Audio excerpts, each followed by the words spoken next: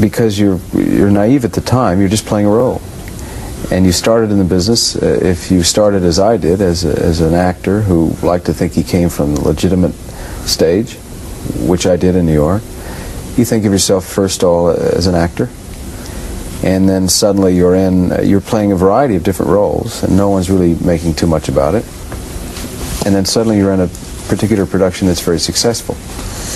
And then the next thing you know, you're kind of labeled, and as you stretch to a different role, the acceptance is less. The credibility of being able to stretch is less. And that's bothersome. Bienvenidos a Radio Uruguay, bienvenidos a La Máquina de Pensar. ¿Cómo andan? Espero que anden bien, porque estamos arrancando nuestro cuarto día dedicado a Robert Redford. Estábamos escuchando una entrevista que le hicieron en 1986 para una revista. Amigos, directamente vamos a nuestro asunto. Antes quiero decirles simplemente que tenemos a Gonzalo Gervás en controles de emisión y que tenemos a Gustavo Germán en la puesta a punto. Y del otro lado de la línea tenemos a Pablo Ferré. Pablo, ¿estás ahí?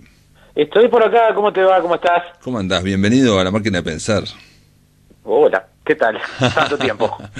Para hablar de Robert Redford esta vez. La última vez estuvimos hablando de Clint Eastwood, ¿no? Me parece que estuvimos hablando de Clint Eastwood. Exacto, sí. Y ahora de Robert Redford. ¿Qué tenés? ¿Cuál es tu visión? ¿Qué película te gustó?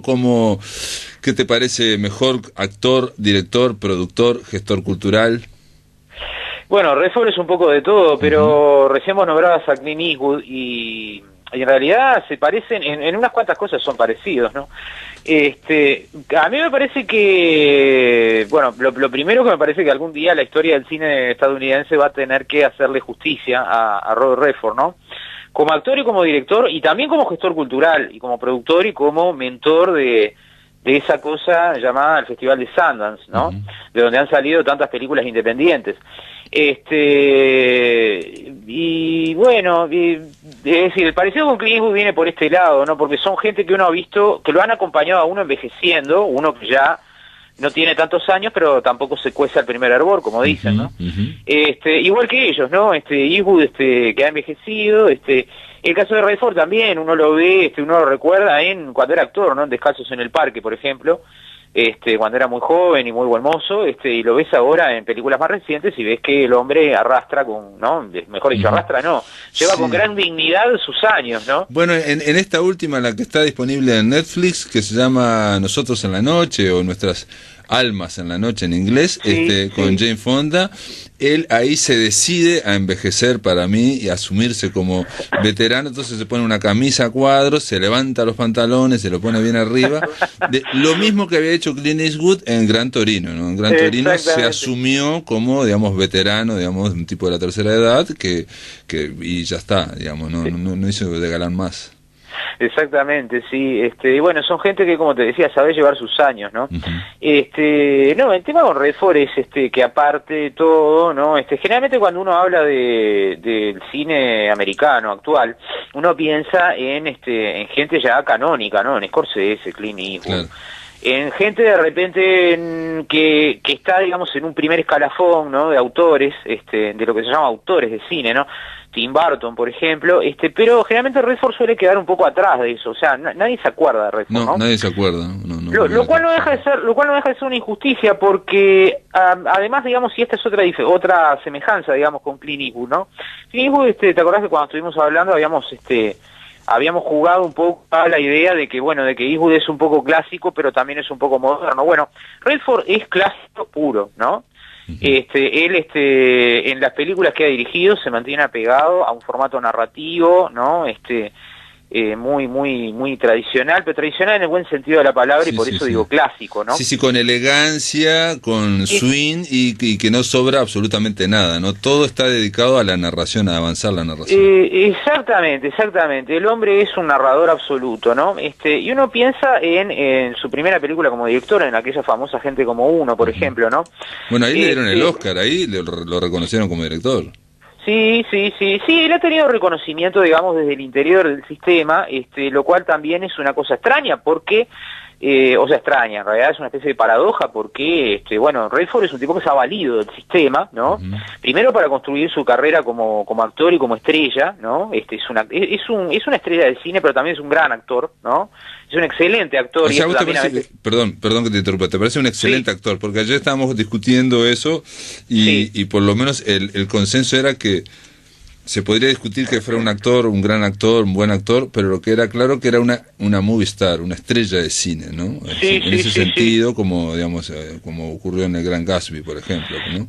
Claro, lo que pasa, o sea, sí, evidentemente es una estrella. Ahora, yo lo defiendo como actor porque tiene, es un poco como cuando hablábamos de Eastwood y hacíamos la comparación con John Ford y con John Wayne, ¿no? Claro. O sea, Redford es uno de esos actores de presencia, ¿no? Exacto. No un actor de técnica, ¿no? O sea, no es Meryl Streep, digamos, ¿no? Pero es un actor de presencia, es un actor carismático, es un individuo que llena la pantalla, ¿no? Y en los últimos años, con ese costado, digamos, como de lo que decías vos recién, ¿no? De autobiografía física, podemos decir, ¿no?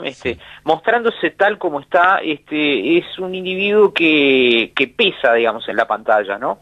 Ha mejorado mucho con los años, pero yo me lo tomo en serio, digamos, como actor. A mí, ¿no? la sorpresa que tuve con Nosotros en la Noche, que es una película que la recomiendo en Netflix, es verlo en su faceta, en su costado como comediante, como humorista. Que me sorprendió mucho porque hay un par de escenas que donde directamente no habla él, hace de un hombre común y te genera mucha gracia, ¿no? Porque queda impactado, ¿no? Claro, yo vi que la película está, no la vi, mi esposa la vio, me habló muy bien de la película y me dijo la tenés que ver, así que la tengo pendiente todavía. Básicamente igual te diría de esa película que más allá del tema y más allá de que obviamente vamos a ver a Redford y Jane Fonda con 79 y 81 años, lo brillante para mí es cómo está hecha, ¿no? Cómo está narrada, ¿no? Claro, la elegancia, sí. Claro, no, y además que dúo interpretativo, ¿no? Porque Jane Fonda, es decir, más o menos un poco más de la mitad de la historia del cine estadounidense, ¿no? Arrancando con Papá Henry hasta ahora, ¿no? Y bueno, ya te digo, el caso de Redford es ese, ¿no? Redford ha sido un cineasta, es un cineasta clásico, ¿no? Pero yo veo el progreso de su obra, digamos, de su filmografía, en cómo, a medida que van pasando los años, las reflexiones de Redford, ¿no? O sea, yo creo que más o menos mi punto de vista es yo creo que todas las películas de los buenos directores son esencialmente meditaciones sobre cosas que ellos ven o cosas que les llegan o cosas que los afectan, ¿no? Y Redford sabemos que su nombre es uno de los últimos grandes liberales de Hollywood, ¿no? Un hombre que nunca ha escondido su postura, ni sus simpatías políticas, ideológicas, siempre, digamos, con la agenda liberal, ¿no? Abajo del brazo, pero con una gran honestidad, ¿no? O sea, él nunca hizo cine, digamos, propagandístico ni cine militante. Él ha hecho cine de convicciones, ¿no? Que es una cosa distinta, porque, digamos, cine militante, bueno, es aquello de hacer una película que abogue por una causa, por ejemplo, los derechos civiles, ¿no? Cine propagandístico, todos sabemos lo que es, pero no, Redford, o sea, se planta en sus convicciones, y la penúltima película suya, The Company You Keep, ¿no? Que es sobre el itinerario de aquellos viejos izquierdistas, ¿no? Sí, Causas y Consecuencias, también está en Netflix. Ahí está, exactamente, yo esa la vi, y está muy bien esa película, sí. Está muy bien, y sobre todo es una película muy honesta, ¿no? Claro, de Redford no se puede esperar, creo yo, y no tiene por qué esperarse tampoco un despliegue de brillanteza a nivel de puesta en escena, por ejemplo, ¿no? No, lo que está muy bien es la dirección de actores icónicos que actúan 3 minutos, 4 minutos, como yo que sé, como Sam Elliott, o como Chris Cooper, o como Nick Nolte, o la misma Julie Christie, o Susan Sarandon, digamos, es impresionante, y trabajan 4 minutos, nada más cada uno. Claro, exacto, y ahí te das cuenta vos también de la sabiduría de Redford, ¿no? O sea, Redford pone a actores de su generación, ¿no? Todos tipos que han estado más temprano que tarde comprometidos, digamos, o por lo menos aliados a causas liberales, ¿no? Desde Sam Elliott hasta Susan Sarandon, ¿no? Y pasando por Chris Cooper. Los pone como a hacer una especie de pequeña autobiografía que es también autocrítica. A mí me hace acordar mucho de una película de Sidney Lumet Running on Empty, que no me acuerdo cómo fue que le pusieron acá, que fue creo una de los últimos papeles que hizo River Phoenix antes de morir o después, ¿no? Que era también, no sé si vos la viste, eran unos tipos, era una familia, que los padres eran del Partido Comunista Estadounidense, habían puesto una bomba y el FBI los buscaba, por lo tanto los tipos estaban moviéndose de un lugar para el otro, ¿no? Cambiándose de identidad, hasta que el hijo adolescente se agarra una novia y dice, bueno, yo estoy podrido de esta vida, no quiero seguir más con esto, ¿no? Era una película que era como un pequeño ajuste de cuentas también, ¿no? Generacional, político, y eso Redford lo hace muy bien con una artesanía, como decís vos, yo estoy totalmente de acuerdo, concentrada principalmente en la dirección de actores, en el trabajo, digamos, en que los actores tengan vida, ¿no? Y que los personajes tengan vida a través del cuerpo de los actores, ¿no? Y una narrativa muy sobria, que la sobriedad es un poco la marca de fábrica de Redford, ¿no? Sí, una cierta elegancia también, digamos, también, sí, sí, claro. Y sobre todo eso de que no falta absolutamente nada. Digo, todo lo que nos está diciendo es información para que avance la narración. Y hay otro detalle que me parece que está muy bien lo que decías vos, de que cada director medita o reflexiona, es que su cine en general transcurre a nivel emocional, ¿no? Hay muchas emociones, sí. No hay grandes despliegues de acción, ni mucho menos, como puede haber de repente con Clint Eastwood. Sí, bueno, eso, por ejemplo, se ve en la película que yo casi me animaría a decir que es mi favorita de Redford, que es El Señor de los Caballos, ¿no? Bueno, claro, sí. Una película que es, ¿no? O sea, en ese caso la meditación de Redford, ahí te das cuenta ahí se puede ver, digamos, el refinamiento que tiene esa meditación, porque el tipo básicamente es una historia de amor, trunca, ¿no? Es un poco como lo que no fue, como si fuera lo que no fue, exacto. Y lo que no es, porque de última no pasa nada, pero en el medio pasa un montón de cosas, porque bueno, está este hombre con los caballos, próximo a la naturaleza, con un estilo de vida rural, incontaminado, podríamos decir, y que se encuentra con Kristen Scott Thomas, que es editora de una revista de modas, que tiene a la hija que ha sufrido un accidente, tiene el famoso problema con el caballo que ha quedado herido, ¿no? Y a partir de ese proceso, lo que digamos, el proceso de sanación del animal es el proceso de sanación de la niña, y es el proceso también de revelación de los artificios de la vida moderna, digamos, ¿no? Y eso no es raro en Redford, porque eso lo emparenta un poco con John Ford también, ¿no? No tanto porque vaya a reivindicar un estilo de vida rural o primitivo, sino porque él tiene una sensibilidad muy próxima a ese tema, ¿no? Y hay que recordar la película anterior, ¿no? Una película anterior de Redford que es aquella Nada es para siempre, ¿no? Nada es para siempre, también otro drama, sí. Una bonita película, una película bonita también, muy linda, muy sobria, muy discreta, muy elegante, como decís vos, como todas las suyas. Pero de ese tipo de película, digamos, que uno la ve ahora, ¿no? Y la compara con cosas que se hacen ahora y es y la diferencia es abismal. Y lo importante, ¿no?, es que sigan funcionando. Por lo menos yo Quiz Show la vi no hace tanto, que es del año 94, y funciona perfectamente, ¿no? Sí, y es también una reflexión sobre la televisión. Quiz Show es un programa como el de Martínez, de preguntas y respuestas, y la idea de que todo está arreglado, digamos, ¿no? El reality show ya está todo arreglado. Y la idea de que para la gente fue una gran sorpresa en su momento del público. Se perdió la inocencia ese momento, ¿no? Exacto, sí. Y bueno, ves de vuelta, ¿no? O sea, Redford hubiera salido mucho más barato, probablemente lo hubieran aplaudido más si hubiera hecho una película denunciando, entre comillas, la maldad de la televisión. Y en realidad lo que el tipo hace es exponer un mecanismo de la televisión, exacto, ¿no? Exacto, sí. Y en ese sentido es donde él se ha mantenido totalmente coherente también, ¿no? Digo, la otra cosa que hay que reconocerle es una coherencia absoluta, ¿no?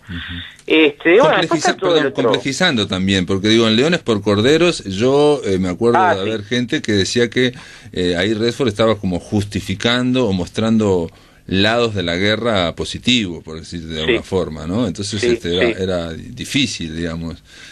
No es una película antibélica, Leones por Corderos, ¿no? Exacto, no, es una película problemática. Es una película problemática porque a través del diálogo alumno-profesor van quedando en evidencia. Es una película muy valiente, yo la vi esa también, Y me pareció una película muy valiente porque pone sobre el tapete, un poco como hace American Sniper de Clint Eastwood, pero desde un punto de vista, si se quiere, más intelectual, ¿no? O más de debate, ¿no? O sea, sí. es decir, la película perfectamente podría ser una discusión, en una clase universitaria, sí, ¿no? Entre aquellos que le quieren ir a la guerra y aquellos que dicen, pues, estás loco, ¿cómo querés ir a la guerra? Pero bueno, tengo una serie de razones, hay una discusión, y no se zanja aparte. No, claro, y entonces, claro, ahí está. Y entonces, lo complejo, él vuelve compleja esa discusión, ¿no? Haciendo ver, digamos, móviles o razones que puede tener un tipo para ir a la guerra, que de pronto no son las más simpáticas, ¿no? Pero que son las que condicionan las decisiones que toma la gente, ¿no? Es decir, la película tiene la forma de un debate, es un debate, y para mayor inquietud del público, no es un debate editorializado, y como vos decís, yo estoy totalmente de acuerdo contigo, no concluye. Es decir, es probable que la gente ahora, tengo la sensación de que la gente lo que necesita es que le editorialicen permanentemente el sentido de lo que ve, ¿no? Claro. O sea, creo que si la película al final no tiene un mensaje que dice la guerra es mala, creo que la gente queda mal, ¿no?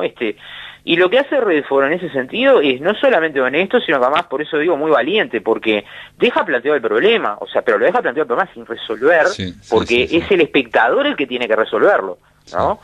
Entonces, quiere decir que si uno lo mira, ¿no? Por debajo de esa apariencia clásica, elegante, sobria, equilibrada siempre, ¿no? Y funcional, hay una meditación importante acerca de cuestiones de la política estadounidense, de la cultura estadounidense, del modo de vida, ¿no? Ya gente como uno era una especie de cuestionamiento, de cuestionamiento y al mismo tiempo de reivindicación de la otra cara del American Way of Life, ¿no? Sí. Es aquello de el título lo dice todo, ¿no? Y las otras películas que vienen después son un poco eso, ¿no? Son como intentos de reivindicar un estilo de vida americano básico, digamos, pero como yéndose a las raíces de la historia de los Estados Unidos, ¿no? Claro, si uno estuviera hablando de John Ford, estaría hablando de las comunidades y todas esas cosas. Lo de Redford es otra cosa, porque tiene que ver con el tema de las familias también, ¿no? Pablo, las familias que se reúnen, ¿no? Exacto, sí, no, los problemas familiares, gente como uno es casi una película independiente dentro de lo que podría ser Hollywood. Pablo claro. Ferré, después en algún momento tenemos que invitarte para hablar toda la hora de John Ford, porque sale constantemente, y tenemos que hablar de John Ford. Te agradezco mucho tu participación en La Máquina de Pensar, y bueno, de alguna forma, poliedro que con muchas caras que es Robert Redford, lo vamos de alguna forma develando, bueno, o vamos tirando algunas líneas. Gracias por así es, perfecto. No, gracias a vos. Un abrazo. Un abrazo. En el aire de Radio Uruguay, La Máquina de Pensar. Amigos, vamos a recibir a un colega, un amigo, al escritor Jaime Clara. ¿Cómo andás, Jaime? ¿Andás bien? Hola, qué gusto, Pablo. Muchas gracias por recibirme. Medias Verdades es el libro que publicó este año Jaime Clara. Es un libro de relatos. Le pusiste una pregunta de subtítulo. ¿Por qué no pusiste cuentos? El anterior era el libro de cuentos. Sí, porque no son cuentos, son más bien relatos. Yo te decía ahora antes de salir que el libro anterior, como lo hablamos en su momento, tuvo mucho tiempo de maduración.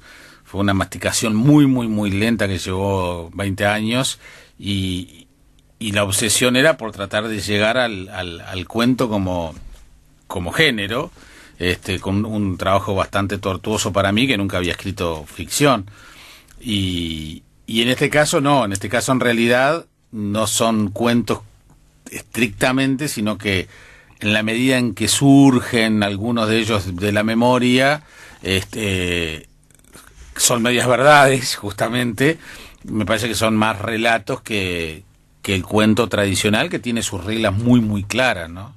Sí, bueno, el cuento tradicional es como y aquí hay una gran tradición artística, tiene una horma muy, muy fuerte, me parece a mí, me da la impresión. Y creo que lo que nos gusta mucho leer cuentos, a vos te pasa y me pasa a mí, a diferencia de lo que te dicen los editores y los libreros, que es lo que dice el mercado, yo creo que lo respetamos mucho y que si no calzamos con esa horma... Exigimos mucho. Sí, si a un libro de cuentos se le exige más que una novela, eso claro, está claramente. Pero nosotros también a la hora de ensayar un cuento, es así, no porque sea un cuentito le vas a poner cuento. No. Prefiero decirle relato. Bueno, en este caso también, este libro está dividido en 2 secciones. Uno se llama El camino más ancho, es el de la memoria, y el otro, que es la sección más extensa, Miradas singulares. Yo cuando leí el primer cuento, que me impresionó mucho, se llama La tumba sin nombre, me impresionó por 2 cosas. Una, porque yo ya te lo había oído, digamos, o sea, ya conocía todo el cuento, toda la historia la conocía. Sí, yo lo había dicho varias veces. Lo habías contado, no sé si aquí o en algún lado, yo te escuché en la radio, en Sábado Sarandí, digo, en algún lado te escuché. Pero lo que me impresionó es leer un cuento sabiendo de qué trata, sabiendo hacia dónde va, y que igual te enganche, igual que uno diga, pero qué bien, no le sobra nada, no está, digo, tampoco hay una palabra más alta que la otra, porque es un tono. Y lo otro que me llamaba la atención es que podría ser, por lo menos esos primeros cuentos, podrían ser lo que se llama ahora, que está tan de moda, la autoficción, ¿no? Donde el yo narrador, por lo menos en La tumba sin nombres, es alguien que no se llama Jaime Clara, pero es Jaime Clara. Sí, es un recuerdo de Jaime Clara. Yo te confieso que a mí... Y tu tía es tu tía. Sí, es mi tía Edna, sí, mi tía Edna.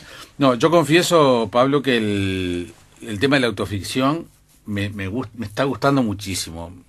Estoy leyendo muchas cosas, lo que está haciendo Cercas, por ejemplo, la novela El impostor me gustó mucho, sí, muy bueno. Hombres buenos de Pérez Reverte me gustó mucho también, que no sé hasta dónde es autoficción, pero el tipo cuenta en los capítulos impares, o los pares, no me acuerdo cuál es cuál, cuenta cosas donde él es el protagonista y los otros cuentan la historia de los hombres buenos. Pero bueno, lo que pasa es que en el primer libro, el primer cuento que abría, que fue el primer cuento que escribí, que era el único cuento que era 100% verdad, que era el del velorio, esa experiencia que yo tuve cuando tenía 10 años, estaba en sexto de escuela y tuve que ir a un velorio obligado.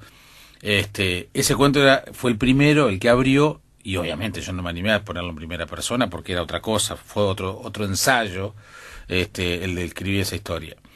Y en este caso, obviamente no le pongo nombre al protagonista, pero sí soy yo, y es tal cual, es verdad, y todo lo que se cuenta allí es 100% real, y además también es el primer cuento que abre el libro, igual que el otro.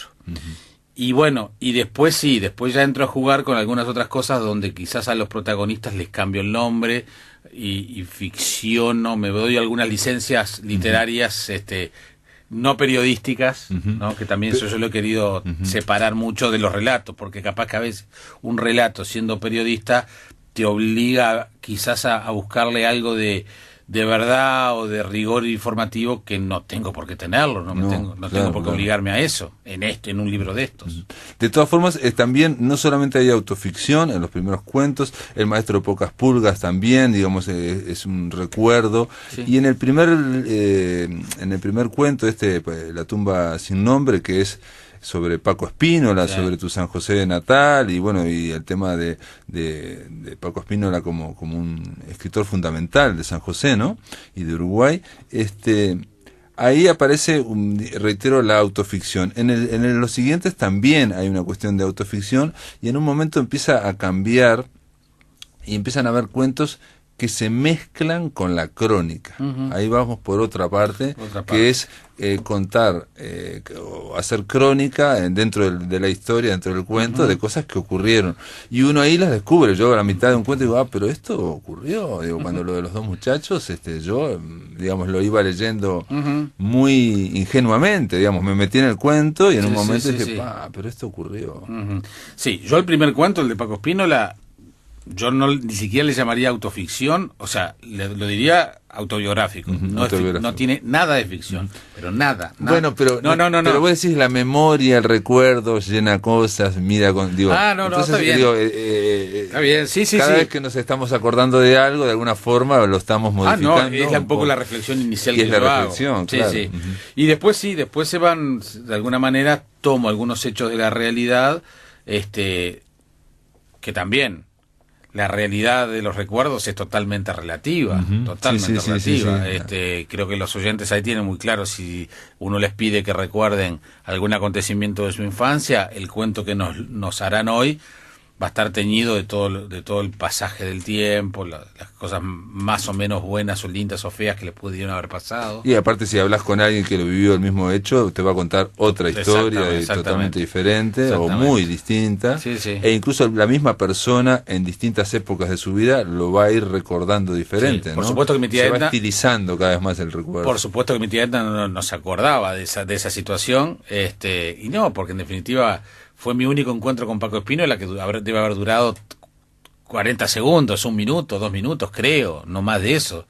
Lo tengo muy presente. Sí, lo Además, contaba creo varias que veces, más sí. o menos lo he contado siempre igual. Sí.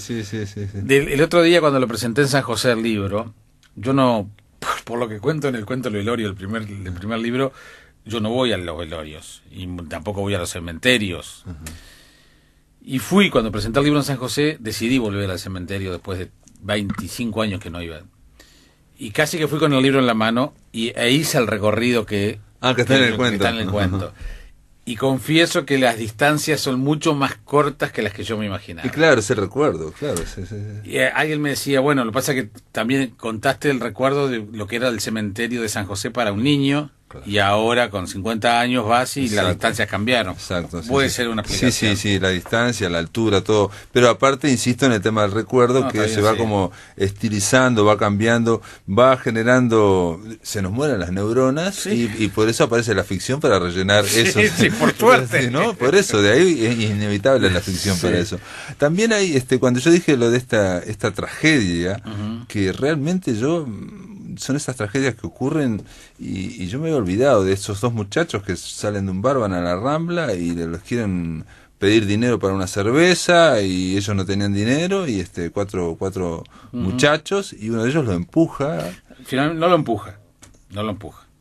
O cayó y le tira, como yo creo que lo digo creo que más o menos la frase es como que le tira el tarascón con una botella rota. Y mi sobrino, Martín Pino... ¿es sobrino tuyo? Sí, claro. Por eso es que está dedicado a Martín también. Es Martín Pino Clara, sobrino mío. Por eso es que lo puse ahí.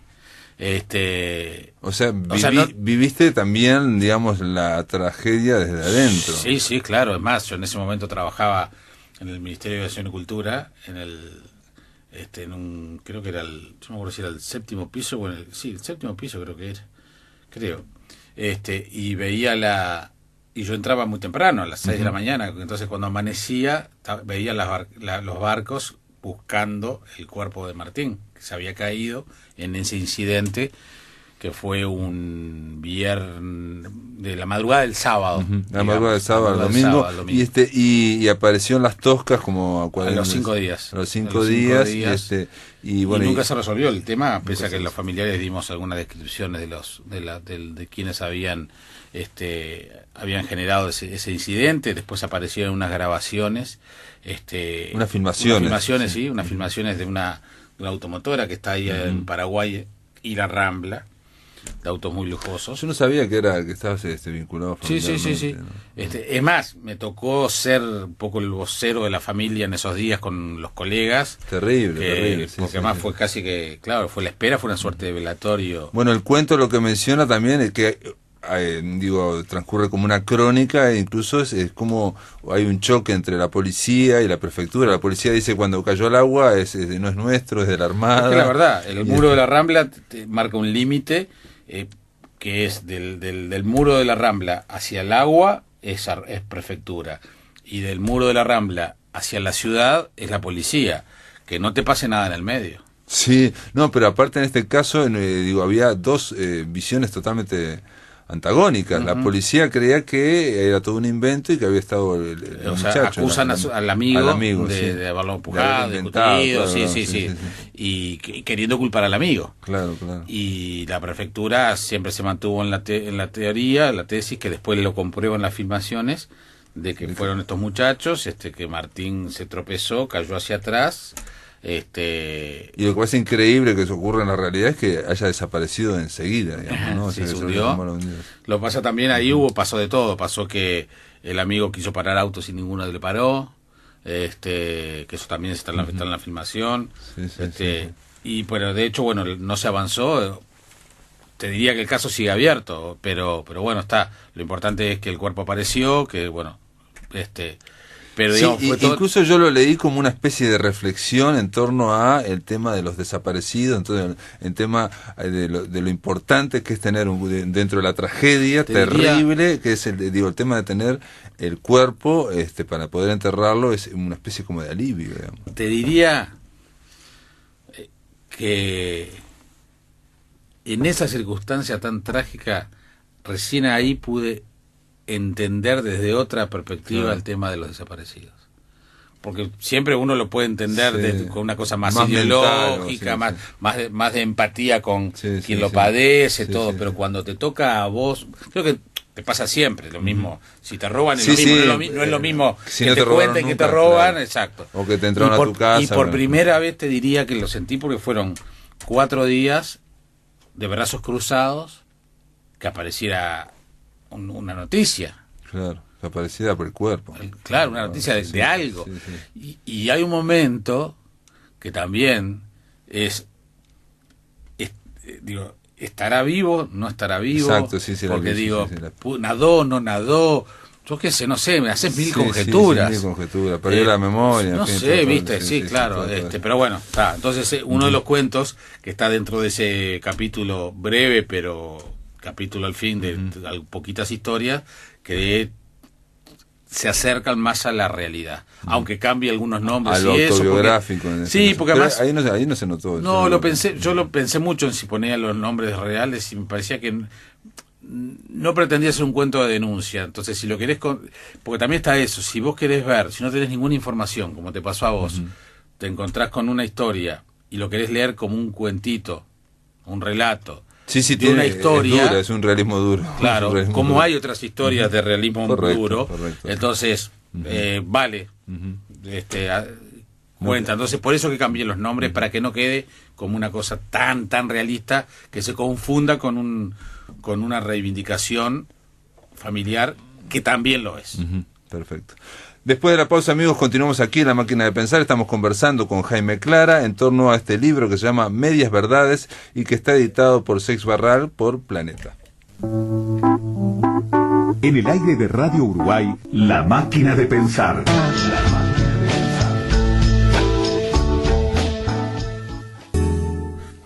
Amigos, continuamos en La Máquina de Pensar. Estamos conversando con Jaime Clara. Ustedes ya lo conocen, es periodista de larga trayectoria, sobre todo por Sábado Sarandí, más de 15 años, ¿no? 16, ahora en diciembre. 16 años, todos los sábados dedicados a la cultura. Estamos conversando con Jaime en torno a Medias Verdades, este libro de relatos que de alguna forma, yo te decía fuera de micrófonos, que te diste un poco más de permiso para escribir, ¿no? Para escribir, para contar cosas que, bueno, que vienen de la realidad, cosas que vienen de tu pueblo de San José, jugar un poco incluso en un momento con un breve cuento que podía haber sido lírico, poético, en fin, o sea... De verdad, es una muy buena observación, sí. De alguna forma, no sé si es que el libro anterior te dio más seguridad o también simplemente que es un desarrollo que va ocurriendo sin que uno se dé cuenta. También, digo, el otro estuviste como 20 años, este estuviste 2. ¿No? Sí, además, tampoco fueron 2 años calendario, en realidad fueron 2 vacaciones, porque sabía que tenía un poco, habíamos acordado con que, dado que había funcionado también el primer libro, la posibilidad de en 2 años más o menos publicar un nuevo libro de relatos. Entonces yo tenía esa inquietud de ver si lograba juntar un montón de historias prudencial como para armar un nuevo libro, y entonces ahí por eso recurrí más a, como yo he dicho, parafraseando a Miguel de Unamuno, que hablo de mí mismo porque es el que tengo más a mano. Y bueno, recurrí a la memoria porque era lo que tenía más a mano, y bueno, o algún hecho más puntual. Yo que sé, hay un cuentito ahí que es el más largo, en realidad, que parece que es casi que policial, el de los morrones, que surge... Que podría llamarse La Ruta del Morrón. Sí. El cuento y y que en realidad surgió porque estando de vacaciones vi que leí que acá el precio de los morrones había llegado a 500 pesos el kilo. Entonces, bueno, esta es una referencia local que sucedió, entonces, bueno, a partir de ahí se construyó la historia. Entonces, como que tiene una pata en la realidad, por eso el tema también de las medias verdades pasa por ahí, ¿no? El otro día pero yo pensé lo de los morrones también, porque estás muy vinculado ahora con tu blog de Delicatessen y estás con el tema... Es que hay más cuentos de gastronomía de los que yo me hubiera imaginado. Sí, hay varios. Que yo me hubiera imaginado. Están en el fue tema casualidad. El tema también del catering, bueno, ¿no? Es en una fiesta también, se va mencionando, describiendo fue casualidad, no lo había pensado por ese lado. Distintos formas de comer también, digamos, del guiso también. Sí, la verdad que tenés razón, no lo había pensado por ese lado. Fue totalmente inconsciente. Claro. No te voy a inventar cosas que no lo son. No, está bien. No, totalmente inconsciente. El otro día también una persona me hacía referencia a algunos modismos de algunos cuentos y le digo, honestamente salió así, no tengo, porque tampoco... Hay uno que se llama El Salmón, que se pone a hablar, a hacer una crítica al restaurante, cómo atienden los mozos, en fin, cosas que sufrimos todos a veces, ¿no? Que si demoran 15, si te traen algo para picar o no. El otro día no, cuando recién salió el libro, el querido amigo coterráneo Maragato, el economista Aldo Lema, publicó en Twitter que hay una especie de manual para cocinar el salmón. También, porque yo también escribo cómo me gusta comer el salmón a mí, entonces cómo se debe hacer. También surgió de forma inconsciente. Sí, y una crítica porque cómo se hace acá, que se quema, en fin. Sí. Pero bueno, eso es parte, digamos, de tu mundo y del mundo que te rodea. Sí. En fin. ¿Sentiste una presión por el hecho que Planeta te dijera, bueno, en un año o dos, estaría bueno sacar un libro de cuentos? No, para nada. No, sí. Si salía, si no salía no pasaba nada. Además yo tengo muchas actividades, tengo muy poco tiempo. Pero lo que pasa que también, ¿sabes? No sé si te ha pasado a vos, que sos un tipo mucho más ordenado que yo, mucho más metódico, pero en la vorágine del trabajo, del día a día, con horarios tan estructurados como yo tengo, me resultó imposible escribir una línea. Es más, mi hermana, que es editora de Santillana, me hizo la primera edición de los primeros cuentos. Y vos sabés, Pablo, que no pude ni siquiera en tiempos laborales meterme ni siquiera a corregir. Sí. Estaba como bloqueado mentalmente. Sí. Después por eso digo que lo hice en 2 vacaciones, porque en las vacaciones fue como que todo fluyó, tenía la mente en blanco, estaba leyendo libros por placer. En una de esas vacaciones me llevé Pensión de Animales. Ah, mirá. ¿Te acordás que te mandé una foto desde Atenas? Sí. O sea, los libros que estaba leyendo por placer, y me sentí con mucha libertad para escribir, y te diría que los cuentos, por lo menos las historias, salieron todas muy rápido, las escribí todas en un libro electrónico. Ah, mirá vos. Sí, con el dedito. En una especie de tablet, mirá vos. Sí, en un Kindle. Y entonces después los pasaba y ahí pero porque fue casi que te diría que estaba en un estado de absoluto relajamiento. Porque también tenés, digamos, una gran actividad periodística, te levantás como a las 4:30 de la mañana. 4:03 de la mañana, bueno, es impresionante. Yo lo escucho a Jaime Clara a las 6 de la mañana, pero obviamente yo con Alejandro Campodónico ahí, ¿no? Y sí, claro. El colega, el operador de acá de Radio Uruguay también. Acá tenés el despertador. 4:03. Impresionante. Y los sábados 3:03. Pero dibujás constantemente, todos los días una caricatura, que eso implica también una especie de, digamos, de desempeño artístico, ¿no? Es una obligación. También ¿no? es una... Sí, pero aunque me lo autoimpuse, lo de dibujar una caricatura por día... Es un desenchufe. Por supuesto, es un desempeño artístico, digo. Lo otro parece que requiere otra concentración, ¿no? Hay yo te creo, no vamos a hablar de todos los cuentos, pero acá hay un cuento al final, que es muy como poético también diría yo, enigmático, se llama Cartón Ligador. Porque es alguien que está hablando, es una mujer, es una narradora femenina. Sí. Y a mí se me dio al leerlo, mirá, estoy seguro que no lo pensaste, ¿no? Pero se me dio por leerlo si eso no implicaría, no sería una alegoría más grande. a la libertad, por ejemplo. Que la que está hablando es la libertad. ¿Me explico? Sí. Pero hablando, me explico, hablando como si fuera una mujer, digamos, me explico. Y que coincide todo porque se termina yendo, bueno, todo lo que ocurrió en el periodo, sería una lectura de todo lo que ocurrió en el periodo militar, ¿no? En la dictadura, ¿no? Sí, Y quizás la más castigada, sin duda, fue la libertad, ¿no? Muy interesante, Pablo, deja pensando. Además tengo claro cuándo lo escribí y todo, cómo salió, porque tengo mucha memoria para este libro que es tan reciente. Recuerdo además cómo lo escribí, cuándo, y cómo salió esa historia. Me parece, lo voy a tener que releer y yo lo releí. Me encanta. Lo releí porque digo, obviamente no pensó en esto, pero lo releí a ver si encajaba y me volvió a funcionar. Yo me acuerdo cuando es algo muy abstracto, ¿no? Pero pero y además la historia es absolutamente terrenal, totalmente y es una charla entre una madre, pueblo, digamos, del interior, ¿no? Sí. Bien bajada. No, es más, yo lo contaba en San José, que yo tenía en mi cabeza una esquina y una casa donde estaba esa mujer, donde en esa casa no hubo ninguna mujer de esa edad, ni no pasó nada, pero lo visualicé ahí. Exactamente. Pero me hace pensar, pero yo creo que esa es la maravilla que tiene la literatura, digamos, claro. Es la posibilidad. De hecho, la semiótica también, explica una cantidad de cosas a partir de ese producto artístico, de esas señales, que seguramente el autor, sea una historieta, sea una canción, sea un poema, sea una novela, seguramente, bueno, me pasa con la caricatura, que te encuentran y te hacen interpretaciones que de la personalidad, jamás claro, en la claro, vida. claro. Yo pienso también, pensé después, si no, tiene que ver también que el cuento anterior precisamente es que es más lírico, más poético, ¿no? Sí, Pero no sé, en realidad, no, pero más inclusive de las... Porque el enigma, el cartón ligador está contado como si fuera un enigma. Bueno, ¿quién será esta mujer? ¿Quién será esta mujer? Y al final no se devela, digamos, no se devela, ¿no? Entonces queda ahí, ¿no? El que se va, a mí me gusta eso, ¿no? Me gusta que me lo hagan como lector, y me gusta hacerlo como... El que se va sin que lo echen por sin que lo llamen, y bueno, una cosa así, ¿no? Interesante. No te puedo contestar nada, al revés, me voy ahora a leerlo. Sorprendente, sí, pero puede ocurrir que... Obviamente todos leemos estamos atravesados por las lecturas y ninguno tiene ni la misma cantidad de lecturas y ninguno los leyó en el mismo orden tampoco. Exacto.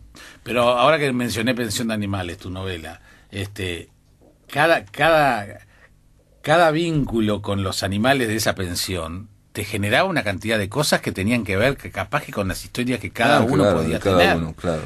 Cada uno. Ahí, por ejemplo, hay un cuento de una rata, ¿no? Hay un cuento de una rata que obviamente es muy particular, porque además me doy muchísimas licencias, pero es verdad que esa rata existió y es verdad que esa rata estaba en la mesada de la cocina de un amigo, y la madre tenía una rata como mascota, y es todo tal cual. Es más, es como muy surrealista eso, ¿no? Que tenía adentro de una jaula para pájaros la rata. Es más, mi amigo vive en Costa Rica y le mandé el cuento y dice, sí, es mi madre. Es tal cual. Te digo más, es un apartamento de la calle Martí. Y sin embargo, uno no lo lee como algo realista totalmente, ¿no? Uno lo lee como una especie de imaginación o de licencia poética que se da, ¿no? Digamos, bueno, pero también como el cuento de la paloma, también.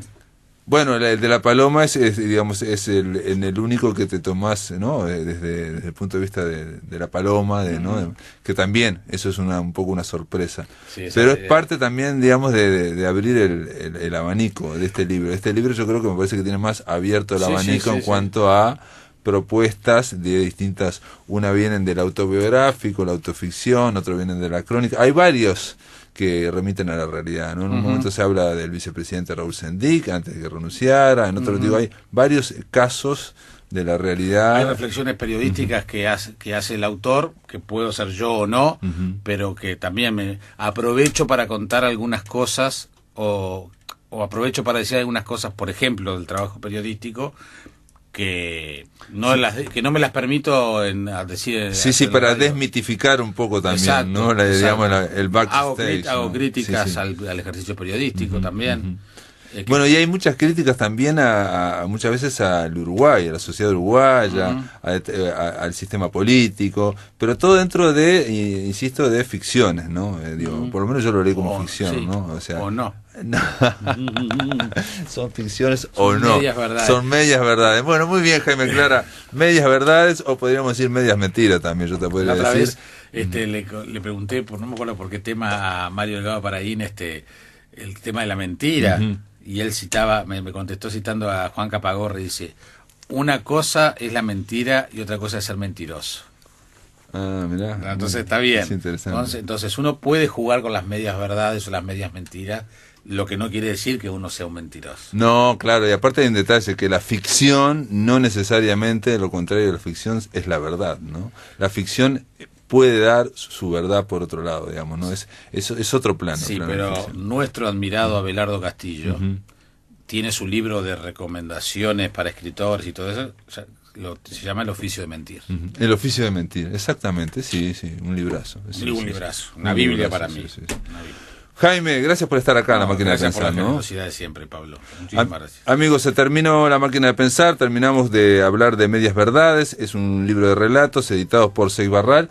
Mañana vamos a continuar hablando de Robert Redford, en este caso vamos a llamar a Salto para hablar con el productor cinematográfico Pablo Godoy Estel. Es un productor uruguayo que trabajó años en la programación del Festival de Sundance, y reitero, cuando lo contactamos dijo, voy a hablar de mi patrón, Robert Redford. Y también vamos a tener a Gladys Franco para hablar de una novela, de su última columna de novelas, que se llama Un Dios en Ruinas. Esto es todo, amigos, que lo pasen muy, pero muy bien.